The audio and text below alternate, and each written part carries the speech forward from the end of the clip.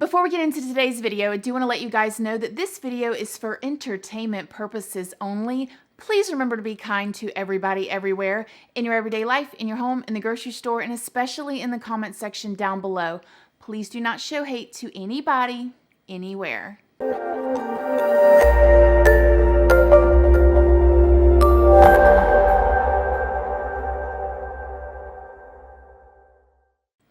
Good morning, my lovelies, my beauties, my friends. My name is Christina and welcome to my channel. If you're new here, thank you so much for clicking on this video. I really hope that you will subscribe, stick around, take a chance in hearing some things that I have to say. And if you are a returning subscriber, y'all already know, y'all are my babies. So good morning, good morning, good morning. How is everybody doing today? I hope you all are having an amazing day. Hope everybody has had a very, very good week. How is everybody feeling about the reeling in of the videos and only having one video a week right now? Is everybody good? Are you guys good? Are y'all staying busy? Are you watching lots of other true crime? I hope that you guys are. So today's video is going to be about the Coleman family murders. Have y'all heard about this story? This story really piqued my interest because of a lot of reasons. I guess I shouldn't spoil it in case you haven't heard. So let's just start at the beginning. The Coleman family, for in this story, consists of 4 different people. The father, Chris Coleman, the mother and wife, Sherri Coleman, and their 2 young boys, Gavin and Garrett. Now, the Coleman family had been receiving emails and threatening letters for a while. Somebody was sending emails to Chris and putting letters in their mailbox saying that they were going to take out the whole entire family. They were going to do things to them while they were asleep. And it was just crazy. It was really super scary and a lot of people were concerned. But how did they get there? Why would somebody just want to hurt this family? So let's bring it all the way back. Chris Coleman was born in 1977. He was a pastor's child. His mother and his father were actually pastors of a pretty decent sized church. I mean, this was one of those type of churches where people traveled from all over to come to this church. So he grew up in the church in this atmosphere. Chris was described as a wonderful child. He did great in school. He was kind of an introvert, but he did really good in school. He played sports. He played basketball. He played all kinds of sports. As a matter of fact, later, one of his coaches from high school testified and said that he was the model student. He was the model, team player. He was just a really good kid. He was kind of a country boy. He said, yes, sir, no, sir, yes, ma'am, no, ma'am. Never really got into any kind of trouble. And as a matter of fact, when he got ready to finish high school, the Marines came in, they scouted him. He signed up for the Marines and he left straight out of high school and went into the Marines. When he got into the Marines, he did really good there as well. I mean, he excelled very quickly in the Marines. Hard worker, great listener, always showed up, always on time. And then from there in the Marines, he started training canine dogs, which has to be the coolest job in the whole entire world. I mean, hello. So he is in the military now training canine dogs for the military. Like, sounds amazing, right? While training the canine dogs, he meets a young woman named Sherri Weiss. She was 21 at the time and Chris was 22. Sherri was an MP in the Air Force. She was doing really great as well. And they just immediately had sparks and hit it off. They started, dating and going out. And within 3 months, 3 months, Chris pulls up to his parents' house, runs inside to do something real quick. And when he pulls up, his dad looks out the window and he yells at his mom, "Hey, Chris has got a girl in the car." And she's like, "A girl in the car?" She runs over, she looks out the window, they see this girl, and he comes in and he just basically says, "Yes, she's my friend. She's in the military with me. I'm taking her to Chicago to drop her off." They didn't think too much of it. However, they may have been possibly a little bit judgmental when they saw her. They saw this young girl that had on these little short shorts, this little cute top. She had the little blonde hair. They said she had tattoos, and they just looked at her and thought, well, Chris would never date a girl like her. It must just be a friend, right? The very next morning, the phone rang at Chris's parents' house, and when Chris's dad picks up the phone, Chris says, "You'll never guess what I did. Me and Sherri got married." And they were like, "What?" So they got married within 3 months. Later, Chris's parents found out that Sherri was pregnant, and that was probably why they got married. Or it was just a whirlwind of chemistry in the beginning. I mean, this is a preacher's boy. I'm assuming, I don't know, that maybe he had never been with a woman like that. You know, he gets with Sherri. She's like this like spitfire, you know, tattooed up like young hot thing, right, in the Air Force, and he's in the Marines, and they were just in this whirlwind of chemistry. She turns up pregnant, and then within 3 months they're married. After they got married, they moved to Columbia, Illinois, into a beautiful 2-story home in an amazing neighborhood. Very, very quiet neighborhood on the lake. Like their backyard was a lake, okay? Now this was a small town that they lived in.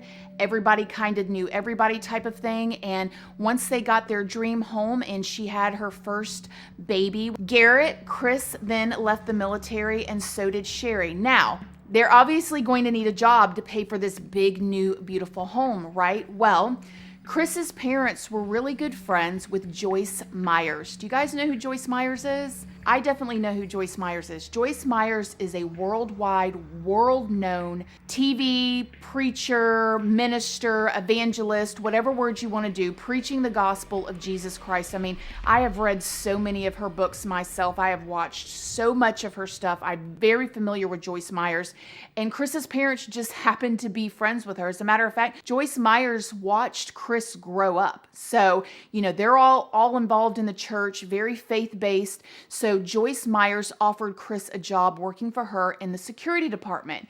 Chris, as usual, worked hard and excelled and worked his way up and ended up being head of the security department, and then eventually became her like right-hand man bodyguard. So Chris was now traveling with Joyce Meyers all over the world. I mean, they went to Thailand, they went to Hawaii, they went to, you know, they went all over the place. And she really did need protection because Joyce Meyers gets threats on a daily basis. There was even times where Chris would have to, you know, sneak her out the back door somewhere if they were in certain countries who did not accept Christianity. So he was very much involved and right next to Joyce Meyers at all times, and she paid him very well. I mean, he started out making over $100,000 a year, and he just considered that to be the most amazing job. His parents were so proud of him. His wife was proud of him. She got to be a stay-at-home mom at this point, and right around this point as well, she becomes pregnant with their second son, who is Gavin. So now they're getting ready to have Gavin, and they have Garrett, and they're living in this big lake, you know, beautiful 2-story lake home in a great neighborhood. And he's traveling with world-known, world-renowned, you know, Joyce Meyers, making wonderful money, and everything just seems to be hunky-dory.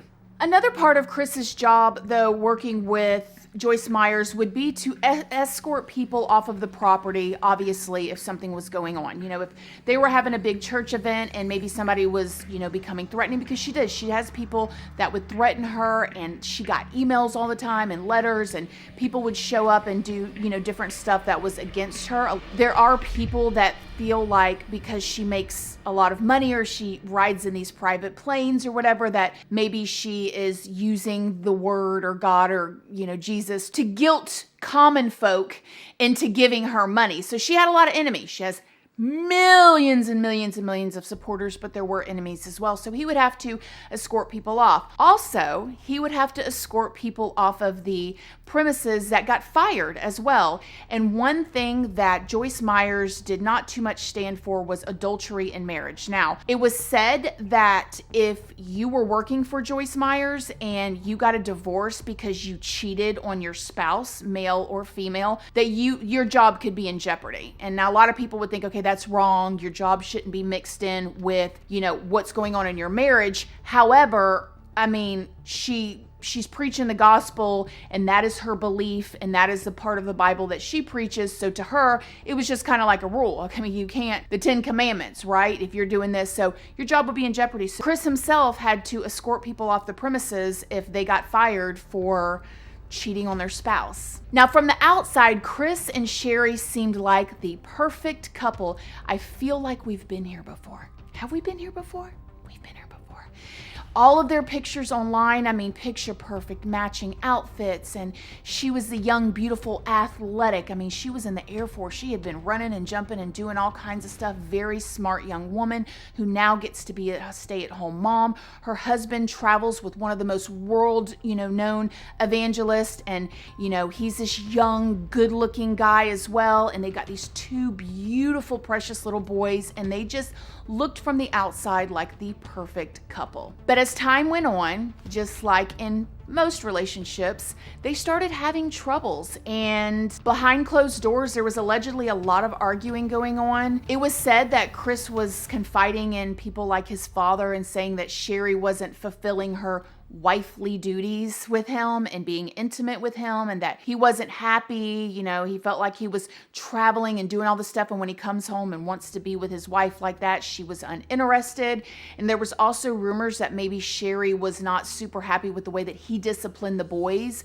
She thought he was too hard on the boys, and so they just started, they started having friction in their marriage. Chris's dad would later testify that he felt like Chris may have started getting a wandering eye, like started looking in other places or other directions, and that he kind of tried to talk his son out of it, like, hey, you're married, you've made this commitment, you need to stay in this relationship. Although, allegedly, Chris's parents didn't too much care for Sherri.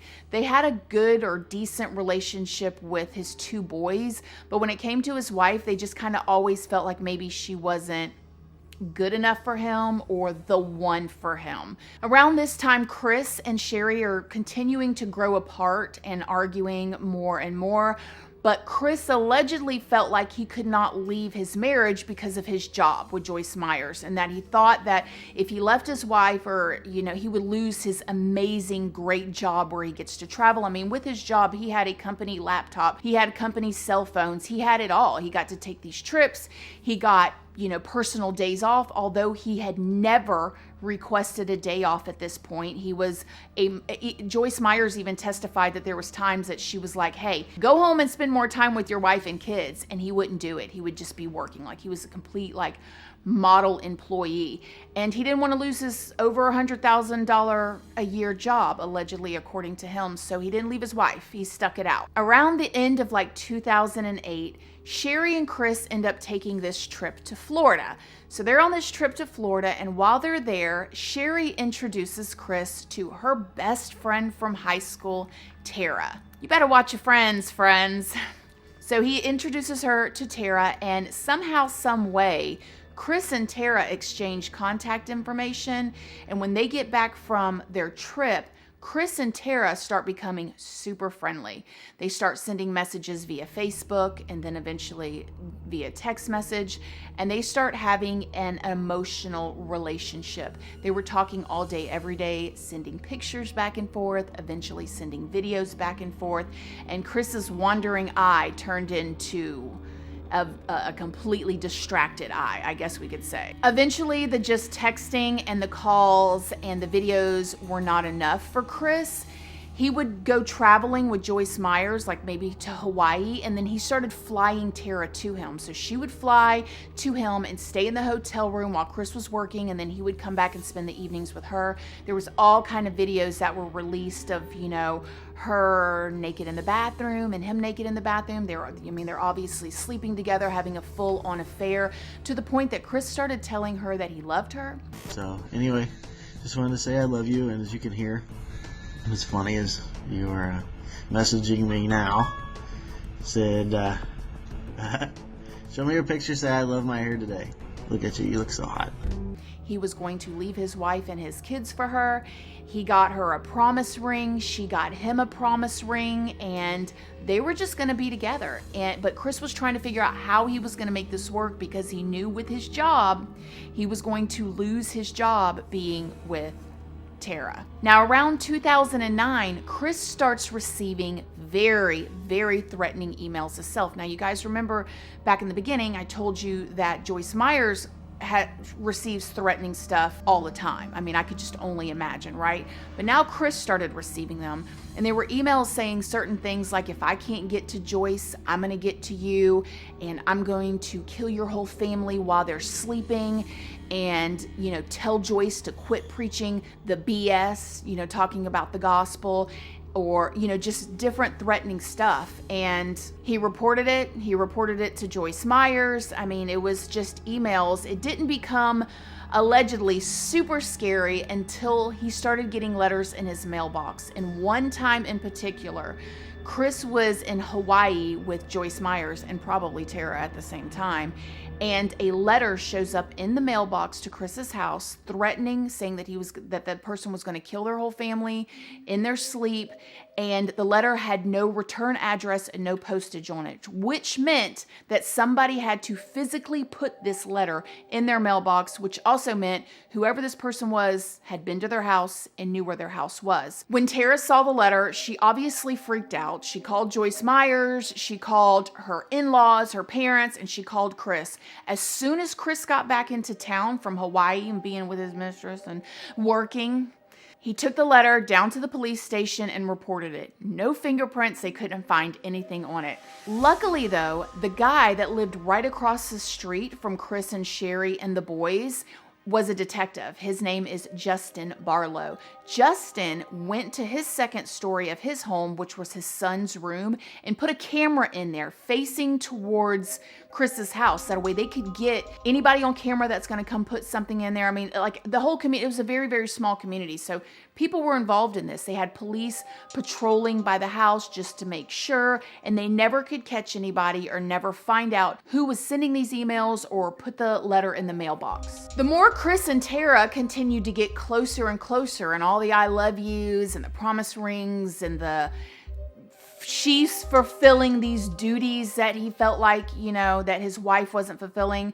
His home life was crumbling behind the scenes.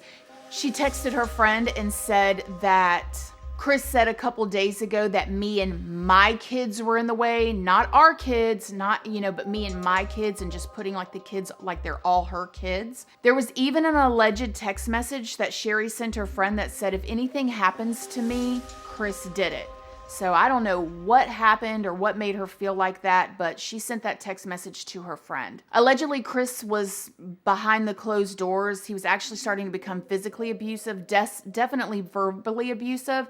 There was a time that Sherri told her friend that he was yelling at her and saying, get your lazy off the couch and, do all this stuff, and just talking to her like that. And I don't know, it was bad. It was bad behind the scenes, but according to everybody else, social media, pictures, they had this picture perfect marriage. Which now is going to bring us to May 4th of 2009. May 4th of 2009, Chris gets up and calls Joyce Meyers and tells her he is sick and he does not feel good. Now, Joyce said that Chris had never called in before, and at this point, I think he had been working for her for like 11 years. I mean, he had been working for her for a while. His oldest son was 11 years old at this point, and his youngest son was 9 years old. I mean, he had been working for her for this long and never called in. She didn't think nothing of it. She said, of course, stay home this day and, whatever. So he calls in, he stays home that day, and the next morning, which was on May 5th, surveillance camera shows Chris leaving his home at 5:43 a.m. to go to the gym, okay? So he's at the gym, he's working out. Now, according to Chris, at 6 o'clock, he started calling his wife from the gym to let her know, hey, it's time to get up, it's time to get the boys up. Well, as he called her and she didn't answer, according to Chris, he started getting nervous and worried, like she always answered when he called.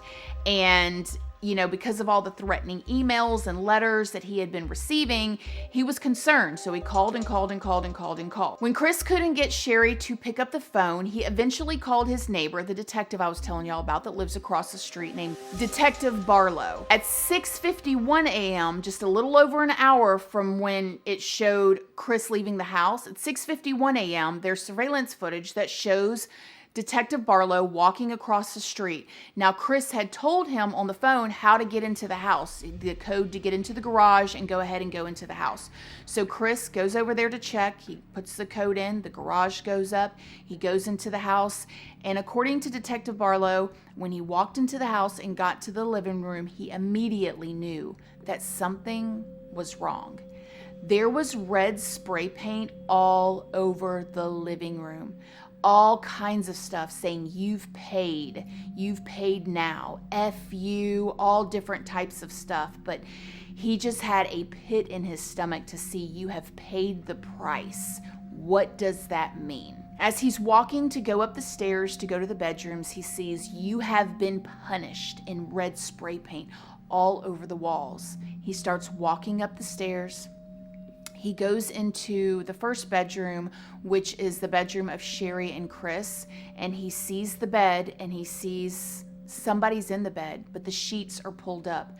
When he goes to pull the sheets down, he is stunned. He sees Sherri's lifeless body there, and she looked like she had put up a fight, and it looked like she had been strangled. Her neck had bruises around it like it would if somebody was strangling you, but she also had like a black eye, and she had skin that had been torn away like she had fought. Now you guys got to remember, she was in the Air Force, okay? She was a tough cookie. She had been through boot camp, all that, and she was a boy mom, okay? So whoever strangled her and tried to hurt her didn't go out without a fight. He makes a mental note of all this, and then he goes into the other rooms to check on the boys, and he goes into Gavin's room, and he sees the same thing, that he is lifeless, and there's no like gunshot wounds or stab wounds or blood or anything, so he's thinking that he had been strangled as well. And then he goes into the youngest boy's room, where the sheets was pulled up over his head as well, and when they pull the sheets down, he sees the same thing with this 9-year-old baby boy. He was lifeless in his bed, but on him there was spray paint on him and on the sheets, that red spray paint. He immediately calls for backup, and within like minutes, the whole entire police force basically was there. Again, this was a small town. I mean, they didn't have multiple police departments and it was all one. And when they got there and started putting the yellow caution tape around, they could not believe what they were seeing. I mean, the whole entire family was gone, and nobody knew what happened. Around 7 a.m., Chris comes pulling into the driveway, and as he gets out of the truck, the detectives go up to him and they let him know, hey, they're gone. They're dead. And he collapses to the ground in a fetal position and just starts crying and saying no. And, of course, the detectives are concerned. He just lost his whole entire family. And so they're trying to check on him. Around this time, Chris's parents show up. They're trying to comfort him. He's just crying. And they eventually put him in an ambulance to take him away. The police department calls for backup from another county. They want to get the FBI involved. They just did not have the resources there to deal with this type of thing, or with this big of a crime in their small town. After they check Chris out, they bring him into the police department for questioning, which is absolutely typical. And at first, they're just, they're looking at him like he is, I guess, a witness. I mean, of course, they want to know, hey, Chris, what was your wife doing when you left? Would you guys get into any argument or anything like that? And Chris is telling them no. At this point, they're kind of realizing that he's acting weird. He starts telling them that he's cold, and so he wants a blanket. And they realized, though, when they looked down, that he only covered up his arms with the blanket. There was scratch marks on his arms. So that was kind of like something they were like, They also had heard from a friend that Sherri had texted one of her friends and said that they had gotten to an argument the night before, but that still didn't mean that he would murder his whole family, right? The detectives were starting to, discuss with each other behind the scenes that it was really weird that Chris never asked them how his family died. When Chris arrived at the scene and they told him that his family, was gone, he just collapsed to the ground and started crying, but he never once asked what happened, like who did this, or were they shot? Were they strangled? Were they stabbed? Like, what happened? He never asked any questions. And they were also completely prepared to have to hold him back as a grown man, because they were assuming that when he got there and he found out, he was going to try to run up the stairs or find his family or see his family, but he never did. He never went into the house. He never tried anything. So they were starting to become suspicious of Chris when they were putting all these things together. They also noticed from their neighbor's camera that nobody was on the camera. Nobody pulled up. Nobody, there was nobody that they could see on this camera sneaking into the home. And then they also started asking him, if he was having an affair or if he had anything going on. And he said he kind of had a friend, but, it wasn't nothing really like that. And so they're putting all these, but none of this is enough evidence to say that he did this, that he murdered his whole family, right? They let Chris go. Now, Chris's go, he has to bury his wife and his 2 kids at this point. He's going through the whole thing. He's crying all the time. People are bringing him food. He's staying with his parents and just kind of waiting to see what's going to happen from here. He ends up getting called back in for another interrogation. And this time the interrogation tone is very different. The detectives are starting to put 2 and 2 together. Like, one part is he's on camera leaving his house at 5:43 a.m. and by 6 o'clock he's calling his wife to wake her up and she's already gone, which means that a killer would have had to literally get in there, do all that spray paint, kill all 3 people by strangling them within a matter of less than 20 minutes. It just didn't seem right. Also, they contacted Tara to, speak with her, the person that was just like a friend or something that he was talking to.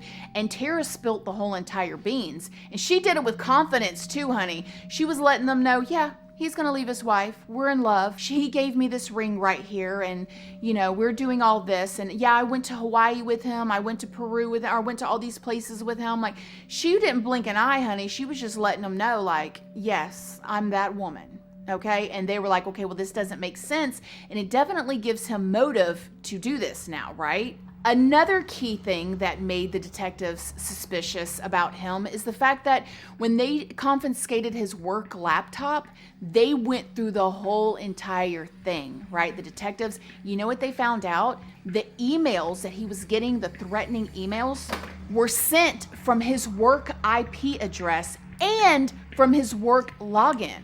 Now, when Chris was questioned about this, he told them that he had to have been hacked. Somebody had to have hacked him. There's no way those emails could have come from his IP address, but they did. Also, they found that while Chris was at his family's wake, he was texting Tara.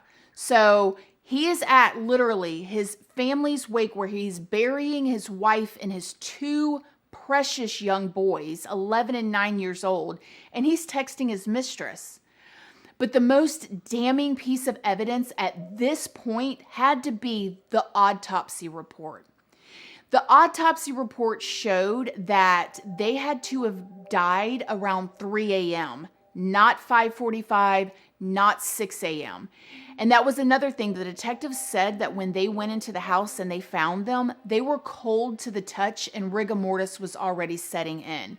There is no way that if he left the house at 5:43 a.m., okay, he starts calling by 6 o'clock and they're not answering.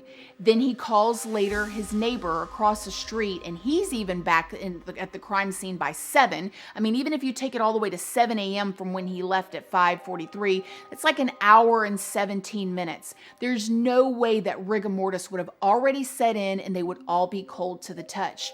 But nevertheless, Chris said, I don't know how to explain that. She was alive whenever I left. And they asked him, they said, are you sure she was alive when you left? And he said, I think so. Wait a minute. No. Yes, she was. And things just started getting more and more weird. So they arrest Chris on, the triple homicide murder, and he takes it to trial. Trial was a long, drowned out process. He proclaimed his innocence. His family stood by him the whole entire time. They had so much motive against him, though. I mean, the fact that, he literally had told his wife that she was affecting his job and that her and her kids were affecting his job. job, he was having an affair, and he knew he himself had taken people off of the property for having an affair and getting, fired. He was telling his mistress that he was going to leave his wife, divorce his wife, and he was paying her bills too. I didn't tell you guys that. She said in her interview that he was paying her bills for her. There was just so much even the red paint. They asked him in interrogation, like, do you have any paint in your house? And he's like, no, I don't think so. But yet they found a receipt 3 months prior where he had bought bright red engine red paint from the hardware store. And then, of course, then he remembered that he was making something with his son and he needed that bright red paint. I mean, like, how could you forget that? Really? 3 months prior, and you have red paint all over your house with all of these like crazy messages? Like, he just literally denied everything. Now, originally the jury was like 7-5 thinking not guilty. 7 of them were saying not guilty, and then the other 5 were saying guilty. However, when the mistress came in to testify, here she comes, y'all, in her heels, clank, diddy, clank, clank, clank, walking through there, looking at her man. She wore that promise ring, y'all, to testify. The nerve, the audacity. She came to get her man, honey, on the stand and everything. Anyways, she testified. And when she testified, they passed pictures around of her and him together. And one of the jurors was smart enough, I guess. I don't know why nobody else caught this, but one of the jurors flipped the picture over. And on the back of the picture, it was dated 2008. Well, Chris and Tara had been telling everybody that they had only been talking since 2009. That right there made the jurors all believe that they were lying. And if they would lie about the date that they had started their relationship, what else would they lie about? And that's what got him. And he was found guilty, and he got 3 life sentences. Since then, though, he's tried to appeal the case a few times, and it's gotten turned down, and he's doing something which I would, like, it's not a 35C, but it's kind of the same thing that, like, Chris Watts is trying to do by trying to say that, like, the media or different things affected his plea, and he's getting a new trial. So I'm trying to tell y'all, just when you think it can't happen, it does happen, okay? But nevertheless, Chris never admitted to doing it. Coleman didn't. Chris Watts did. But we'll see what happens with that situation. So he is waiting for a new trial date. He is going to go back to trial for this. We will see what happens here. I personally believe that he did it, okay? I absolutely believe that he did it. His mama and daddy, honey, are standing behind him like you would not believe. There's no way their son could have done this to anybody. He wouldn't hurt a fly. And I get that as a parent. You really don't want to believe it. But those threatening emails, like, he had been planning this for a while. Allegedly, for entertainment purposes only. Now, I want to get into some final thoughts with you guys real quick. This video is getting so long, but this story is just nuts to me. Like, all of them. There is literally a video, and I will leave all this linked down below with my sources, of the father talking about how his wife, Sherri, was not Chris's father, Chris Coleman's father, Ron, the pastor, okay, that Sherri, Chris's wife, was not fulfilling her wifely duties. And of course, a man has needs, and he's gonna go get those needs fulfilled. And I'm like, this is a pastor saying this, and then also, like, only men have needs. Women, we got needs too. You know what I'm saying? Like, it was just so weird the way that he described his son's affair. Like, listen, people have affairs all the time. It is what it is. People have long-term affairs. People, have a drunken night out. Things happen, but they don't kill their whole entire family typically. Unless you're, Chris Watts or Chris Coleman or some of these other people. Another thing that I wanted to talk about. Tara, the mistress. Do you know that there was remember how I told you she was sending all these naked pictures and videos and stuff to Chris? When they took Chris's dad's computer, Ron, the pastor, again, okay, I don't know why I keep saying that. Like, pastors are people too, okay? Joyce Meyers, Joel Osteen, or however you say his name, all of them, they're just people, okay? They're all just people. Nevertheless, they found naked pictures and videos of Chris's mistress on his dad's computer. Honey, he was sharing the love with his own daddy. So I guess when his daddy said that men got needs, he was talking about himself at the same time. Could you imagine? And when the detectives told her that, she was like, No, I didn't know that my pictures were on his computer, but she still came clanking up there in her heels, wearing that promise ring in court for her murderous man, allegedly. And then the last point or final thought that I want to make here is, are you guys seeing this pattern that I'm seeing here with so many murders? So many of them revolve around sex. So many. Chris Watts, Ted Bundy, Jeffrey Dahmer. Oh my gosh, I'm totally going to get demonetized saying all these names like this right after each other. But like so many of these, like I just don't get it. Like, yes, being intimate is wonderful, amazing. It is a blessing from the Lord, in my personal opinion. Woohoo. But like, you don't go out and kill 30 people, Ted Bundy, over it, or you don't kill your whole entire family. Like, I don't understand this. Like, people like even Chris Watts, and I've said this before, and now Chris Coleman is like, even if you just murder your wife, which is terrible, don't ever do that. Do not ever do that. But you murder your kids too? Like, oh, and I didn't tell y'all this. On a video, on that surveillance footage of the guy that lived across the street, they have Chris Coleman the night before he murdered his family, allegedly. I have to say that because he's going back to court, whatever. The night before, they got him on camera out throwing the football with his 2 boys in the front yard. So literally the night before, he's out throwing the football with his 2 boys. And then 3 o'clock that next morning, he's strangling them and spray painting one of his boys. Like, just like another Chris Watts. So disturbing. But why is it revolve so much around relations? You know, like, I guess some of these men act like they ain't never had no before. You know what I'm saying? They go completely berserk and kill everybody. Like, calm down, sir. I don't know. You know, in some countries, they will chop off your bits for doing stuff like that. I don't know. Sometimes that... Anyways, what do you guys think about this story? Have y'all heard about this case? What do you think? Let me know in the comment section down below. As always, my loves, thank you so, so much for watching this video. Please do not forget to like it. It's a free way that you can help your girl out. And until next time, I love you guys so, so, so very much. And I'll see y'all in the next video. Bye. Love you guys. Bye.